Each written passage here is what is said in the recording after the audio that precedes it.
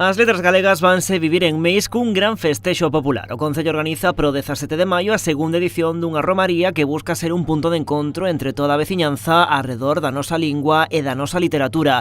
Este ano a cita vai ser na finca de Parga. É a segunda romería que facemos e en esta ocasión, bueno, vai a ser como a primeira e vai a ser pois nun lugar pois para nós moi emblemático que é na Casa de Parga. Vai a ser a romería das letras galegas e este ano pois como a romería pois a letra galega se dedica pois ás cantareiras e as pandereteiras, pois o que tratamos con esta romería é darlle pois protagonismo aos grupos que temos en este concello, tanto de cantareiras como de pandereteiras. A romaría arrancará xa ás 11:30 da mañá e aínda que haberá opción de mercar ali o xantar, a veciñanza poderás achegar con el dende a casa para comer de campo todos xuntos. O que se trata é de que a xente veña a pasar o día, vai haber pois tableiros para quen se queira quedar a comer, quen queira traer da súa casa a comida, vai haber un posto de comida tamén e de bebida en esta ocasión a cargo do Zacán de Club de Fútbol, pero tamén coa posibilidade de quen queira tamén comer de campo por toda a finca, pois nos estaremos encantados de ver un día pois que a finca de Parga retome vida e que haya moitísima xente. E por suposto a música local será a gran protagonista. A 1 do mediodía actuarán as cantareiras de Madialeva. Xa pola tarde, a partir das 6, será a quenda das pandereteiras de San Lourenzo e do grupo folclórico O Trevo.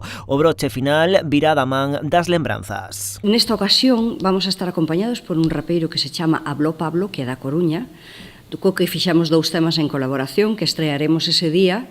Están petando moi duro nas redes, esperamos que cheguen a ser canción do verán, que están propostas para eso, e bueno, pois aí estaremos. A programación inclúe tamén unha exposición dos traballos de varias asociacións de mulleres rurais do municipio. Tamén haberá xogos tradicionais para que a rapazada goce tamén desta xornada festiva.